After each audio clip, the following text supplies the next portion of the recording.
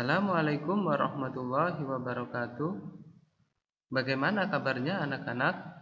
Masih semangat ya belajarnya? Silakan anak-anak bisa dipersiapkan buku tematiknya tema 6D ya. Hari ini kita masuk pembelajaran subtema 2 yaitu pembelajaran 1 dan pembelajaran 2. Untuk pembelajaran 1, materi yang pertama yaitu globalisasi dan perkembangan ekonomi. Globalisasi adalah proses mendunia tanpa batas. Beberapa perkembangan dan berbagai bidang telah dibagikan ke seluruh dunia di era globalisasi. Salah satunya yaitu perkembangan di bidang komunikasi. Alexander Graham Bell menjadi tokoh penting yang dalam menemukan telepon. Jadi penemu telepon yaitu Alexander Graham Bell. Ya, anak-anak bisa di garis bawah atau ditulis. Telepon pada zaman dahulu masih dianggap barang mewah, namun saat ini sudah menjadi produk biasa saja. Telepon seluler juga mengalami perkembangan. Dahulu telepon seluler digunakan untuk SMS dan telepon. Saat ini telepon seluler menjadi alat komunikasi yang digunakan untuk mengirim pesan elektronik ataupun media sosial. Jadi kita saat PJJ ini kita juga menggunakan telepon seluler ya. Pada zaman dahulu telepon seluler hanya digunakan untuk SMS dan telepon. Tapi sekarang sudah banyak kemajuannya. Kita bisa melihat YouTube, media sosial melalui Facebook, dan bisa PJJ melalui WA seperti saat ini. Nah, untuk materi yang kedua yaitu ASEAN dan kerjasama di bidang politik. Setiap anggota ASEAN telah menjalin kerjasama, salah satunya adalah dalam bidang politik. Untuk mewujudkan perpolitikan yang sehat dan bersahabat, setiap negara anggota ASEAN mengirimkan duta besar ke setiap negara. Setiap duta besar membawa tugas sebagai perwakilan dari negara pengirimnya dalam menjalin berbagai kerjasama. Contohnya yaitu ketika terjadi pembantaian etnis Rohingya di Myanmar.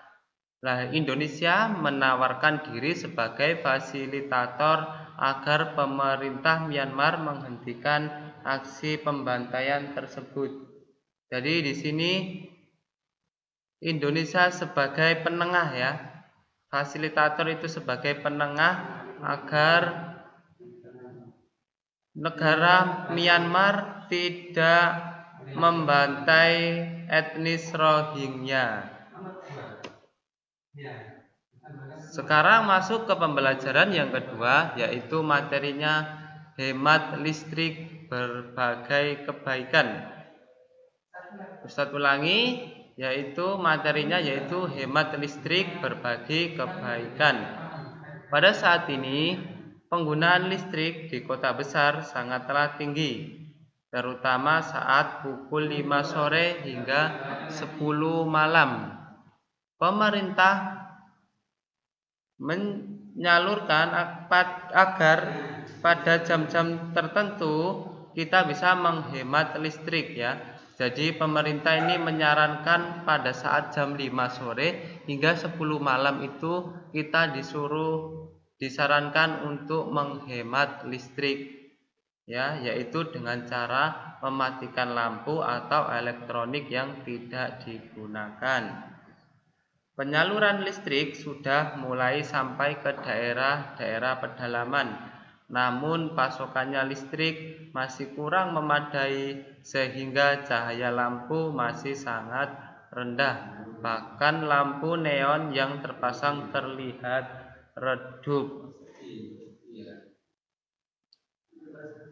Upaya penghematan energi listrik dapat dimulai dari kita sendiri dengan membentuk perilaku dan kebiasaan diri untuk menggunakan listrik pada saat diperlukan secara bergantian, tidak berlebihan. Contohnya ini mematikan televisi lah. Apabila kita tidak melihat televisi, kita harus mematikan. Kemudian menggunakan air secukupnya atau mematikan keran air apabila tidak kita gunakan. Contoh yang selanjutnya yaitu mematikan komputer lah.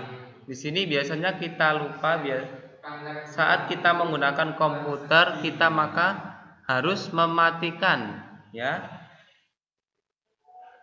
Untuk contoh yang selanjutnya yaitu mematikan lampu yang sudah digunakan. Contohnya itu biasanya di kamar mandi. Nah, di kamar mandi itu saat kita masuk pasti kita menyalakan lampu. Nah, waktu keluar dari kamar mandi maka kita harus mematikan lampu tersebut ya.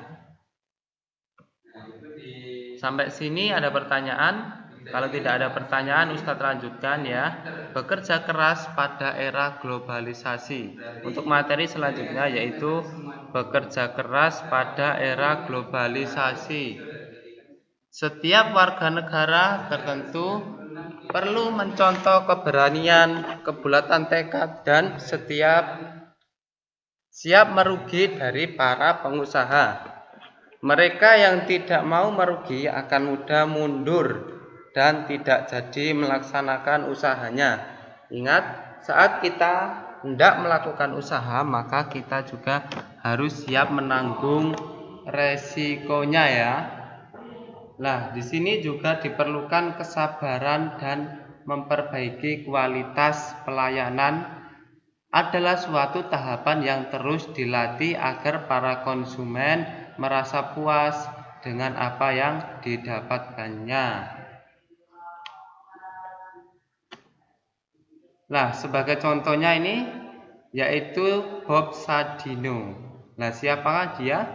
Bisa dilihat pada gambar samping ini. Ini foto Bob Sadino. Nama aslinya yaitu Bambang Mustari Sadino atau akrab dipanggil Bob Sadino. Adalah pengusaha asal Indonesia yang berbisnis di bidang pangan dan peternakan. Ia adalah pemilik dari jaringan usaha Kemfood dan Kemcik. Ya, di sini Anda bisa melihat tanggal kelahiran dan meninggalnya. Ya, ini Ustadz jelaskan sedikit tentang Bob Sadino itu. Bob Sadino seorang pengusaha yang hebat dalam berjuang dan tidak pantang menyerah. Dengan kemampuan bahasa Inggrisnya, beliau menjual produknya di wilayah Kemang.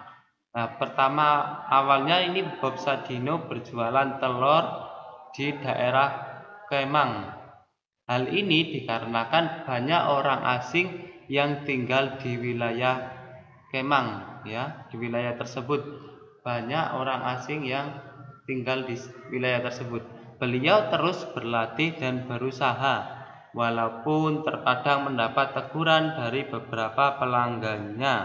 Ya, pertama dia juga mendapat teguran, tetapi dia tetap berusaha memperbaiki kualitas dari usahanya. Pada tahun 1970, beliau mendirikan perusahaan bernama Kemcik. Lalu pada 1975 beliau mendirikan PT Kemfood. Ya, di sini dia memasak daging menjadi bakso, sosis, dan burger ya.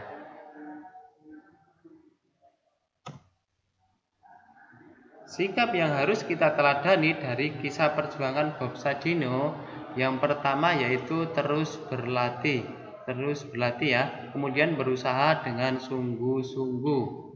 Yang ketiga disiplin, yang keempat belajar dari kesalahan dan terus memperbaiki diri.